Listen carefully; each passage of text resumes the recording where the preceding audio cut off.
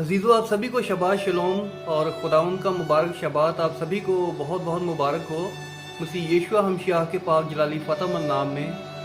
और अजीज़ों, जो चीज़ आज हम डिस्कस करने जा रहे हैं वो है जनरेशनल कर्सेस, यानी कि पीढ़ी दर पीढ़ी चलने वाले शराब, कि जिनके बारे में हमें पता नहीं होता कि ये शराब जो हमारे जीवनों के अंदर चल रहे हैं और जिनकी वजह होती है कि परमेश्वर की आज्ञाओं को ना मानना। जैसे कि हम व्यवस्था 28वें अध्याय में पढ़ते हैं कि अगर तू मेरे इन हुक्मों को मानेगा तो तेरे ऊपर ये बरकतें आएंगी, और अगर तू इनको नहीं मानेगा तो तेरे ऊपर ये श्राप आएंगे।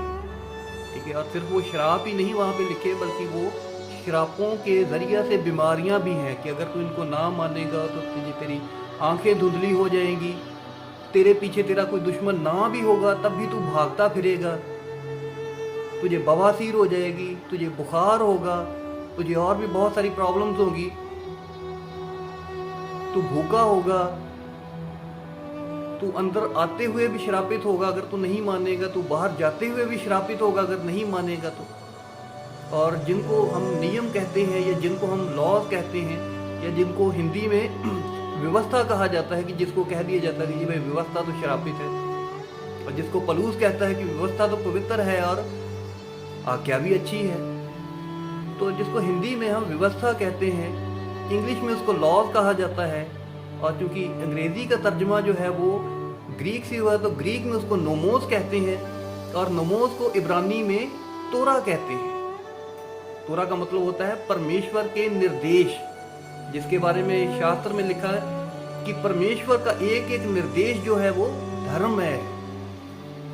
तो इसी चीज को हम डिस्कस करने के लिए एक वाकया देखते हैं कि जब यकूब नबी अपने पुत्रों को आशीषें देता है, उत्पत्ति की किताब, पैदाइश की किताब, उसका चैप्टर नंबर 49 उसकी 10वीं आयत में वो यहूदा को जब बरकत देता है तो उसको बरकत देता है कि बादशाहत या राज्य उससे ना छूटेगा कभी भी। लेकिन जब बादशाह बनाया जाता है, इजराइल का पहला बादशाह बनाया जाता है, तो परमेश्वर शामुल नबी के द्वारा, शामुल नबी के जरिए से बिन्यामीन के कबीला में से शाऊल को बादशाह चुन लेता है। तो फिर ये कैसे हुआ कि बादशाह बनने की जो बरकत है वो तो यहूदा को है, लेकिन बादशाह बना बिन्यामीन के कबीले में से। तो उसकी वजह भी यही है, ये जनरेशनल कर्सेस, पीढ़ी दर पीढ़ी चलने वाले श्राप जो परमेश्वर की तोरा को ना मानने की वजह से आते हैं। इस चीज को हम देखते हैं पैदाइश की किताब, उत्पत्ति की किताब, उसके 38वें अध्याय में, कि जब यही यहूदा तिमनात को जा रहा होता है अपनी भेड़ों का ऊन कतरने के लिए, तो रास्ते में वो तमार से मिलता है, और फिर तमार और यहूदा से 2 बच्चे पैदा होते हैं, जीरा और फेरस। क्योंकि ये दोनों एक नाजायज औलाद हैं, एक इलिसिट रिलेशन से पैदा हुए हैं, तो इनके बारे में तोरा कहती है, परमेश्वर का निर्देश ये है कि कुकर्म से पैदा हुआ कोई भी व्यक्ति जो है वो 10 पीढ़ी तक परमेश्वर की सभा में ना जाए। व्यवस्था 23वां अध्याय उसका 2रा वचन।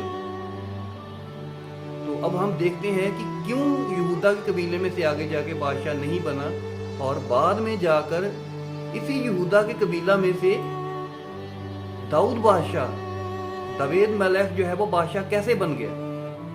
तो जब हम इन्हीं की वंशावली पढ़ते हैं मत्ती रसूल की अंजील उसके पहले अध्याय में, तो हम भी देखते हैं वहां पे कि यहूदा से फेरस उत्पन्न हुआ, फेरस से हेस्रोन, हेस्रोन से एराम, एराम से अमीनादाब, अमीनादाब से नहशोन, नहशोन से सलमोन, सलमोन से बोज, बोज से ओबेद, ओबेद से यिशे, और यिशे से दावेद। और दावेद जो है वो 11वीं पीढ़ी में है, तो इसलिए दावेद जो है वो बादशाह बन सकता है, और दाऊद से पहले जो है वो कोई बादशाह नहीं बन सकता था।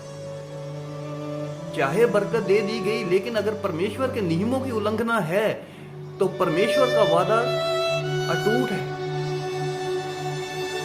इसी तरीके से आज जब हम परमेश्वर के सामने विद्रोह करते हैं या अधर्म करते हैं, अब अधर्म क्या होता है?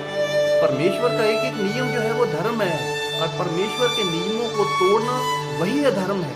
तो उसी अधर्म की वजह से हमारी जिंदगियों के अंदर ऐसे होते हैं, हम कहते हैं कि भाई हम मेहनत बड़ी कर रहे हैं, हमारे कामकाज के ऊपर बरकत नहीं बढ़ रही है,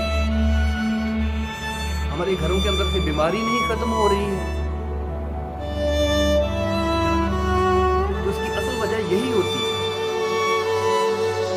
जब उस शराब के खत्म होने का वक्त आया तो वो शराब अपने आप ही टूट जाता है। और आजकल बड़ी बड़ी मीटिंग के अंदर यही होता है कि लोग भूत निकाल रहे हैं जी, दुष्ट आत्माएं निकल रही हैं। असल में होता क्या है कि यही पीढ़ी दर पीढ़ी चलने वाले शराब वहाँ पे भी काम कर रहे होते हैं, जिनके बारे में लोगों को पता नहीं होता है। और लोग क्या चाहते हैं कि हम जाएं कहीं पे जाके दान दशमाश दें, 5 बार जाएं 7 बार जाएं उस मीटिंग में और हमारा मसला हल हो जाए। लेकिन मसला ऐसे हल नहीं होगा, क्योंकि मसले की जड़ क्या है? परमेश्वर की अनाज्ञाकारिता, उसके नियमों को, उसके निर्देशों को तोड़ना, धर्म में चीजों को रिजेक्ट करना और वैसे ही सिखाना।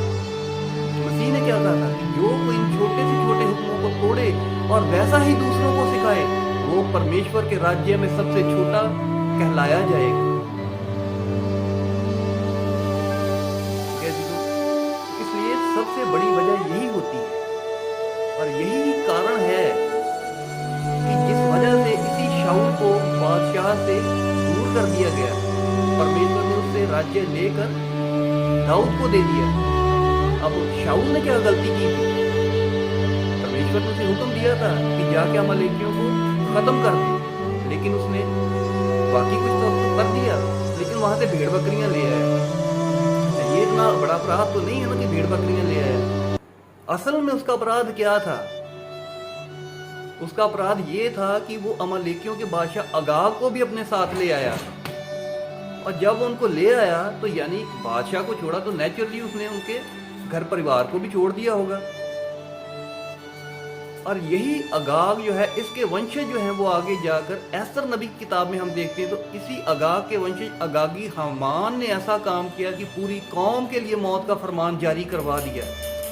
ठीक है, तो अगर आज हम ये देखते हैं कि भाई ये तो खुदा का एक छोटा सा हुक्म, इससे क्या होगा, लेकिन याद रखें कि खुदा के हुक्म बहुत सीरियस हैं। एक छोटे से छोटे हुक्म को तोड़ना भी बहुत घातक, बहुत खतरनाक साबित हो सकता है। इसी वास्ते मसीह यीशु ने कहा था कि जो कोई इन छोटे से छोटे हुक्मों को तोड़े और वैसा ही दूसरों को सिखाए, वो परमेश्वर के राज्य में सबसे छोटा ठहराया जाएगा। तो अजीजों, आप सभी को एक बार फिर से शबाश शलोम। खुदा उनके कलाम को गौर से पढ़ते रहा करिए, गहराई के साथ पढ़ें, समझें, पूरे शास्त्र को पढ़ें, 1-2 आयतों को उठाकर कोई विचारधारा कायम मत करें। और अजीजों, खुदा आपको सभी को बड़ी बरकत दे। एक बार फिर से आप सभी को शबाश शलोम।